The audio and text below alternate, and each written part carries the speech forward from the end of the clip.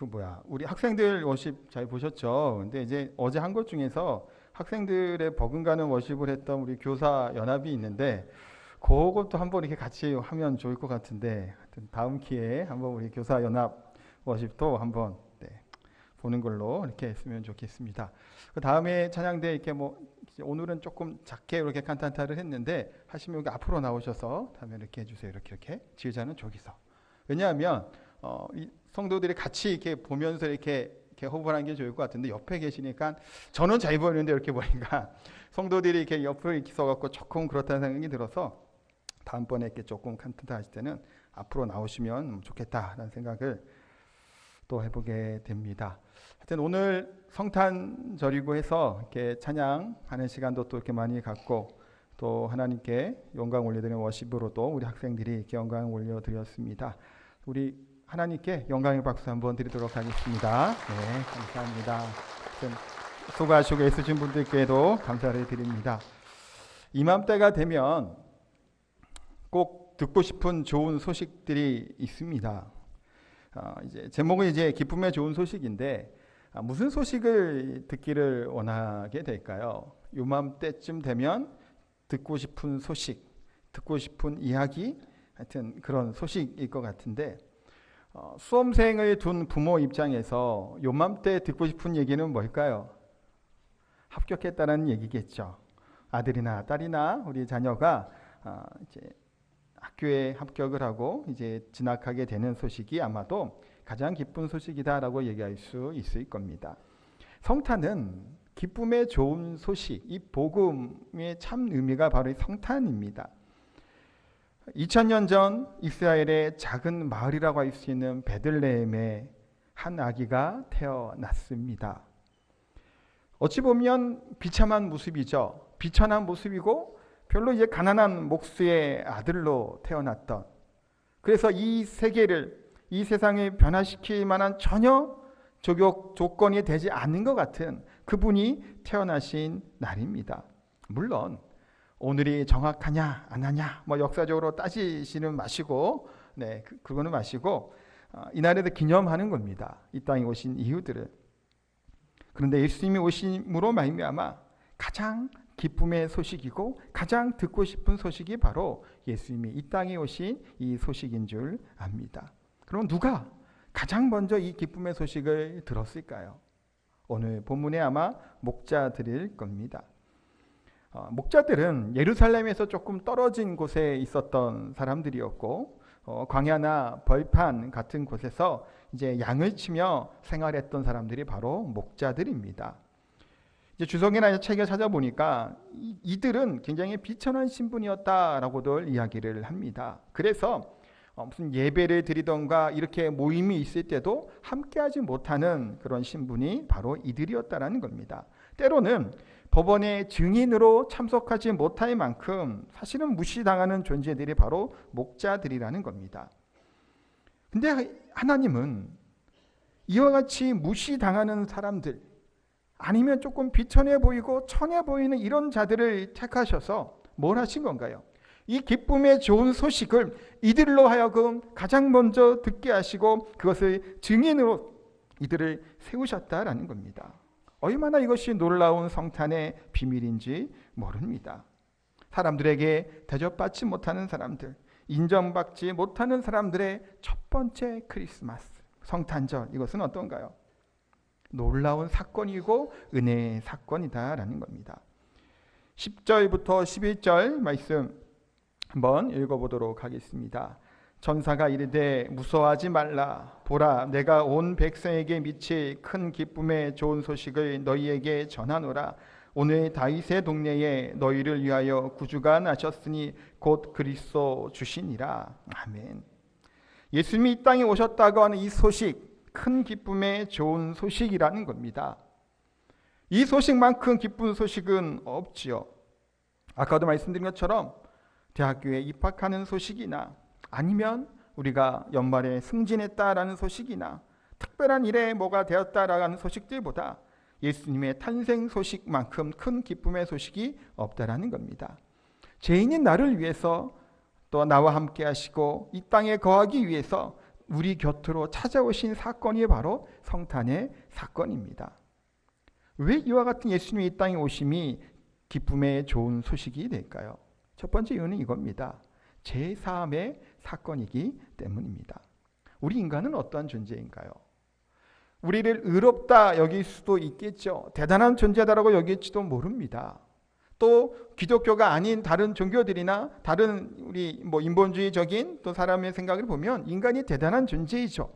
물론 마땅히 우리 인간은 대단합니다. 사실은. 그런데 성경은 또 우리는 어떻게 고백을 하고 있나요? 우리는 인간은 죄인이라는 겁니다. 로마서 3장 10절부터 12절까지의 말씀 보면 이렇게 말씀하고 있습니다. 함께 읽겠습니다.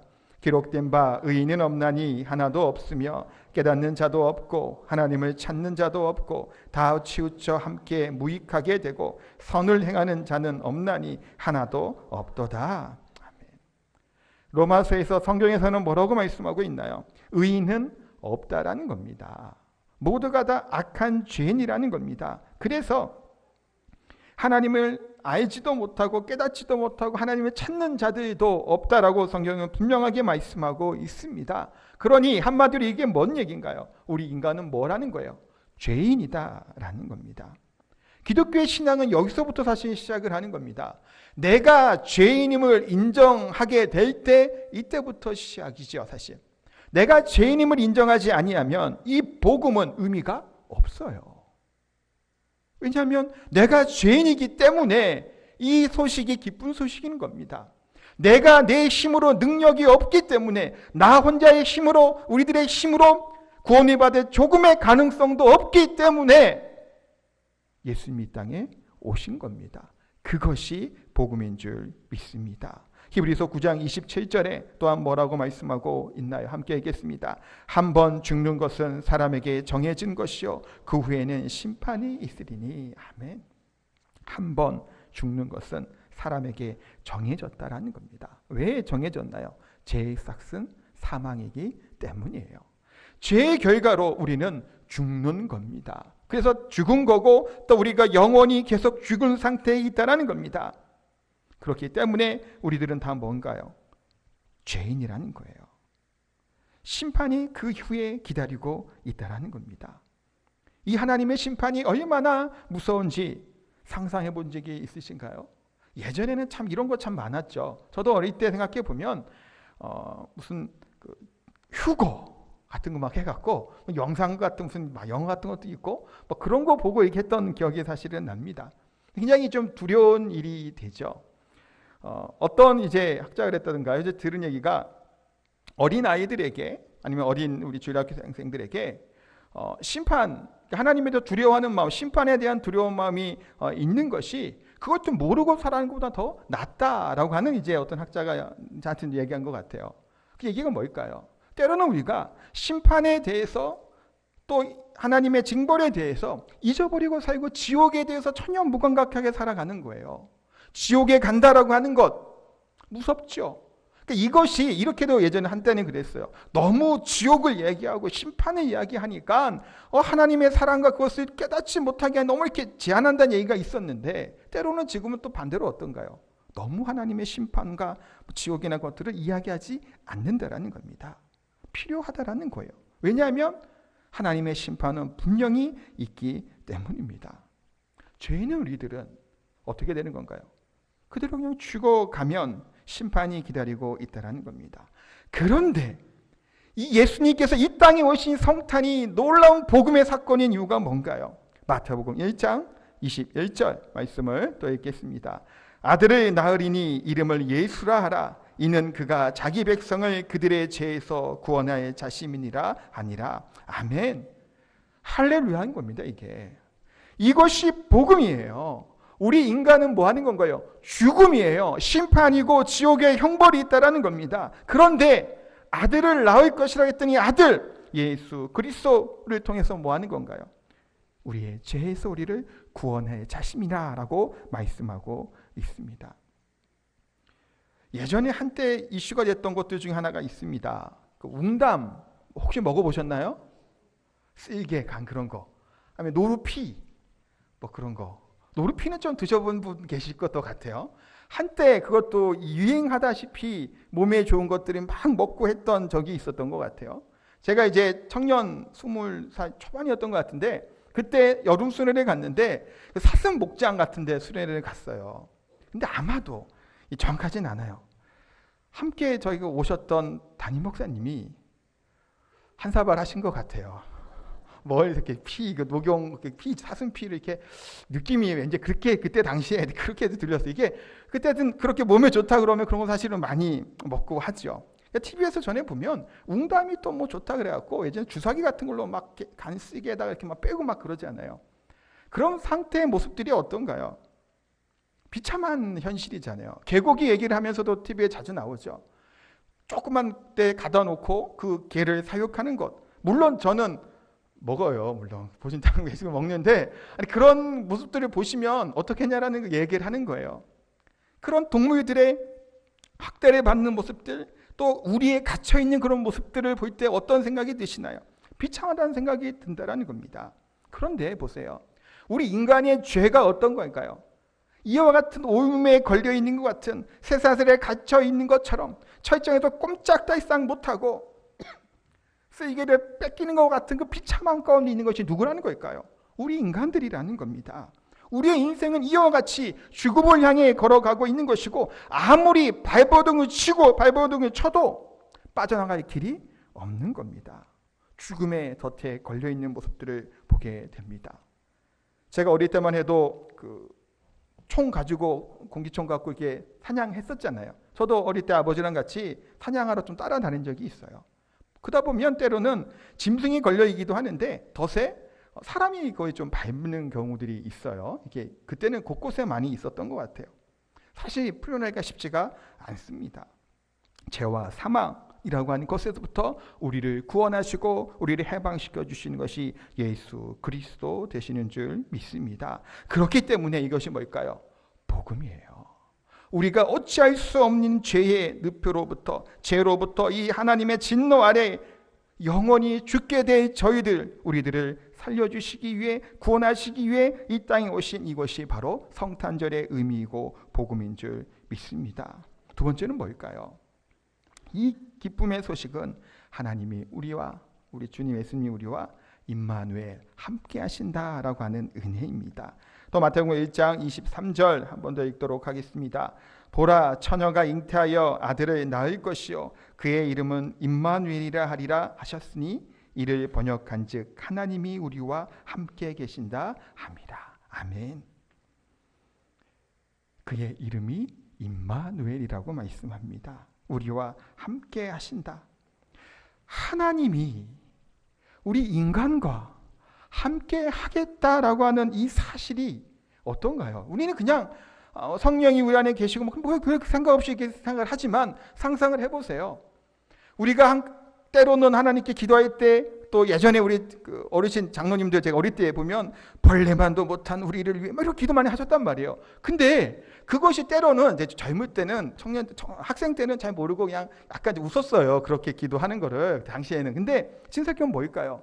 정말 우리가 벌레만도 못한 우리와 같은 존재, 이게 뭐 할 때 그거 되는 건가요? 하나님 입장에서 우리를 바라보면 그런 거라는 거예요. 우리가 길거리에 보면 조그만 날아다니는 초파리와 나이파리 같은 것들이 어떤가요? 굉장히 존귀한가요? 안 존귀합니다, 사실은. 그런데 하나님은 뭐 하신 거예요? 때로는 나이파리보다 초파리보다 못한 이런 모습으로 이 땅에 오셨다는 것 자체가 고난인 것이요.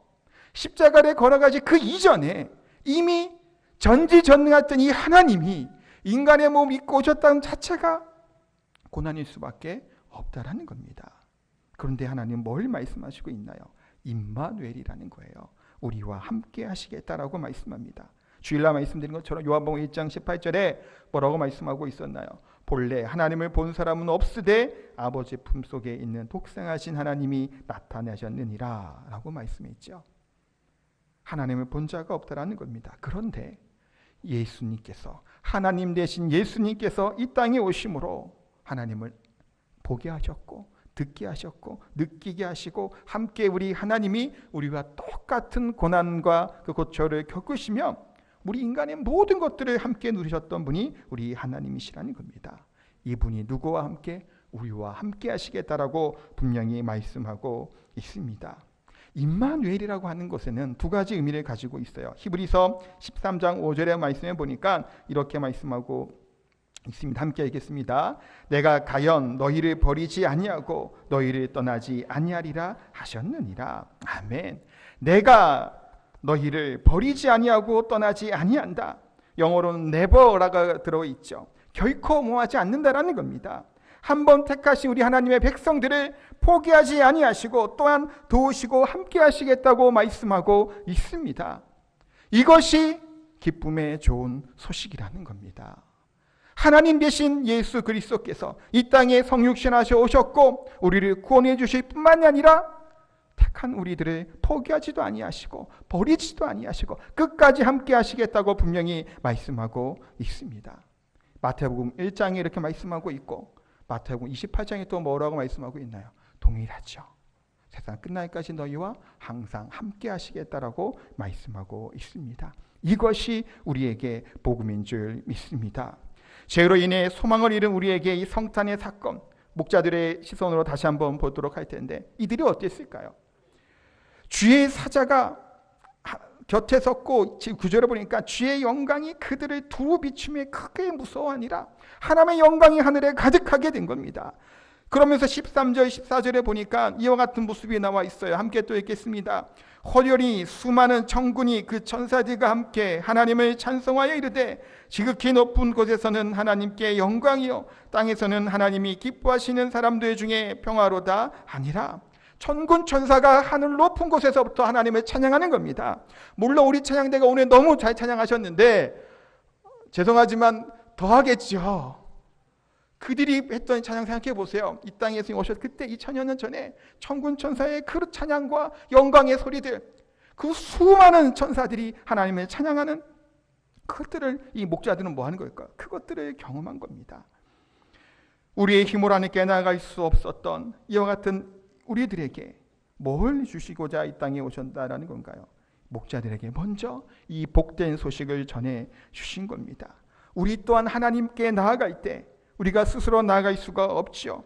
또 우리가 하나님의 관계를 회복하게 하시기 위해서 예수님이 이 땅에 오셨다라는 겁니다. 그런데 우리가 참된 평안과 안식 우리에게 주십니다. 성경에서는 요한복음 16장 33절에 이렇게 말씀하고 있습니다. 이것을 너희에게 이름은 너희로 내 안에서 평안을 누리게 하려 함이라. 세상에서는 너희가 환난을 당하나 담대하라. 내가 세상을 이겼노라 하시니라. 아멘. 내가 안에서 평안을 누리게 하려 함이라는 겁니다. 예수 그리스도 안에 참된 평안이 있는 줄 믿습니다. 그런데 예수 그리스도 안에 평안을 누리는 우리들이 이 세상에 살아가면서 힘듦이 없을까요?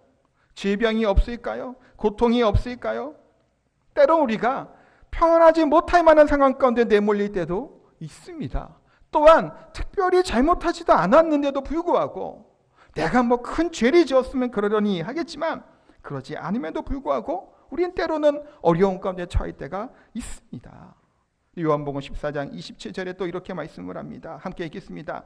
평안을 너희에게 끼치노니 곧 나의 평안을 너희에게 주노라. 내가 너희에게 주는 것은 세상이 주는 것 같지 아니하리라.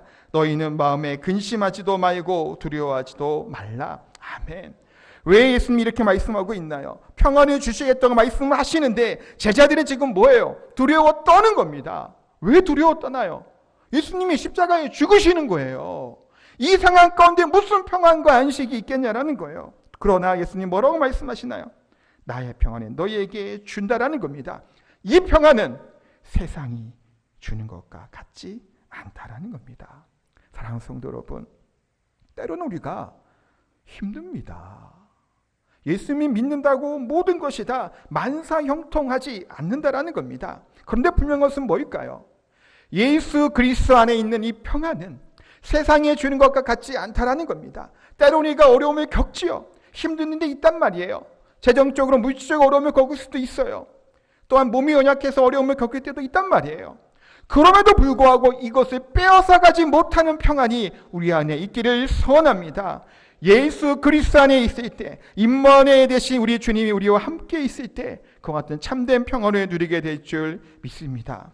사랑하는 성도 여러분, 또한 한밤에 이 목자들이 놀라운 광경을 목격하게 되었죠. 이 놀라운 광경을 목격한 이들에게 천사들은 무엇을 이야기하고 있나요? 10절부터 12절에 보니까 이렇게 이야기를 합니다. 우리 한 번 더 읽겠습니다. 천사가 이르되 무서워하지 말라. 보라, 내가 온 백성에게 미칠 큰 기쁨의 좋은 소식을 오늘 다윗의 동네에 너희를 위하여 구주가 나셨으니 곧 그리스도 주시니라. 너희가 가서 강보에 쌓여 구유에 누워 있는 아기를 보리니 이것이 너희에게 표적이 되리라. 아멘. 베들레헴에 우리를 구원할 자가 태어났다라는 소식을 목자들이 듣습니다. 사실 강보에 쌓여 구유에 누워 있는 아기를 보는 것이 표적이랍니다. 지난주에도 며칠 전에도 주일에도 말씀드렸죠. 이 사람의 지혜를 통해 나타나셨을 거면 바리새인들에게나 제사장들에게 나타나셨어야 되죠. 이 세상의 권력이었다면 황제나 왕에게부터 태어났으면 좋았을 겁니다. 아니면 대단한 부자를 통해 태어났어도 좋았겠죠. 그런데 강보에 쌓여 구유에 누인 이 아기를 보는 것이 표징이고 증거라고 말씀을 하고 있습니다. 이들에게 무슨 희망이 있고 소망이 있겠냐라는 거예요. 그러나 천사들의 이 얘기를 듣습니다. 15절 16절에 보니까 천사들이 떠나 하늘로 올라가니 목자가 서로 말하되 이제 베들레헴으로 가서 주께서 우리에게 알리신 바 이 이루어진 일을 보자 하고 빨리 가서 마리아와 요셉과 구유에 누인 아기를 찾아서라고 기록되어 있습니다. 빨리라고 하는 단어를 좀 주목해야 되겠죠. 목자들은 지금 밤에 뭐 하고 있었을까요? 양을 좀 관리했다고 보는 게 맞겠죠. 밤에 뭐 피조도 먹고 그러진 않을 테니까 맹수로부터 이제 사나운 외부의 그로부터 지키는 일들을 사실은 밤에 하고 있었던 겁니다. 피곤한 일이었을 겁니다. 교대로 아마 휴식을 취하면서 또 그 양들을 돌봤을 수도 있겠죠. 그런데 지금 이들은 뭐 하고 있나요? 양들을 계속해서 돌보고 있지 않아요. 이들은 빨리 가서 뭐 하는 건가요? 베들레헴으로 들어간 겁니다. 그래서 지금 천사가 전해준 이 이야기를 듣고 보기를 위해 달려갔다라는 겁니다. 그리스도의 탄생했다고 하는 성탄 이 소식을 가장 우선순위에 두고 경배하는 일에 자신의 이것들을 내려놓고 갔다라는 것을 성경은 분명히 말씀합니다. 나를 따라오려거든 모든 것을 버리라고 말씀하죠. 내가 너희로 사람을 낚는 어부가 되게 하리라라고 분명히 말씀하고 있습니다. 이때 제자들은 뭐 했나요? 모든 것을 버려두고 주를 쫓은 것처럼 이들 또한 마찬가지로 이 성탄의 기쁜 소식을 들었던 이 목자들 예수님을 찾아 빨리 움직입니다. 또한 성경에 보니까 여기 찾아서라고 하는 말도 나오는데 이 단어는 끊임없이 아니면 부지런히 탐색하여 찾다라고 하는 의미를 가지고 있는 뜻입니다. 목자들은 그냥 이야기만 듣고 뭘 알았겠어요? 어디로 가야 될지 어떻게 알았겠어요? 그냥 찾았다 하는 게 찾은 건 줄 알죠, 우리는. 이들이 찾는 것이 한 번에 내비게처럼 딱 찾았을까요? 아니면 한참 두루 돌아다녔을까요? 쉽지 않았을지도 모릅니다. 그만큼 노력 끝에 찾았던 이 마국간에서 예수님을 경배하는 것이 이들의 모습입니다. 우리가 읽지는 않았는데 20절 말씀을 우리 한번 읽도록 하겠습니다. 목자들은 자기들에게 이르던 바와 같이 듣고 본 그 모든 것으로 인하여 하나님께 영광을 돌리고 찬송하며 돌아갑니다. 아멘. 동방박사들처럼 예물도 없습니다. 대단한 신분이 있었던 것도 아니에요. 동방박사들은 이방인이었지만 신분은 고위직이죠. 이들은 처음 말씀드린 것처럼 세상으로부터 그렇게 존경받지도 못했던 사람들입니다. 아니면 무시와 멸시를 당했던 자들이죠. 그런데 구유에 오신 예수 그리스도를 가장 먼저 만나게 되는 은혜와 영광을 누리게 됩니다. 그 주님 앞에 달려갔던 이들, 여기에 모인 우리들은 어떤가요? 목자들만 못한가요? 목자들만 못한 그런 소식을 듣고 우리가 살아가고 있나요? 우리는 어떻게 성탄을 보내고 있을까요? 이 밤에 들었던 목자들의 이 소식들처럼 큰 기쁨의 좋은 소식, 이 성탄의 은혜들을 소유하고 계십니까? 우리의 삶의 모든 고통과 괴로움을 능가하는 것이 무엇일까요? 이 복음의 복된 소식인 줄 믿습니다. 우리 주님만이 이 땅의 모든 더러움과 악함을 정화시킬 수 있는 분이신 줄 믿습니다. 우리 주님만이 우리의 좌절로부터, 우리의 아픔으로부터, 우리의 슬픔으로부터 회복시켜 주실 분이신 줄 믿습니다. 예수님이 탄생하신 이 성탄의 소식, 모든 사람에게 미칠 기쁨의 좋은 소식입니다. 세상은 이 기쁨에 목말라 있는 줄 믿습니다. 잠언 말씀에 이런 말씀이 있어요. 먼 땅에서 오는 좋은 기별은 목마른 사람에게 냉수와 같으니라 라고 잠언이 말씀합니다. 좋은 소식은 목마른 사람의 냉수와 같다라는 겁니다. 이 성탄의 소식, 우리를 구원하시는 이 소식, 복된 소식, 우리와 함께 하시겠다고 하는 이 소식, 또한 이 소식이 우리에게만 머물러 있는 것이 아니라 온 인류에게, 온 모든 사람에게 미치게 되는 은혜로운 그런 기쁜 소식인 줄 믿습니다. 이 소식을, 이 기쁨을 누리시고 또 감사하시고 또 이것을 전할 수 있는 저 우리 성도님 되시기를 예수님의 이름으로 축복하고 기도합니다.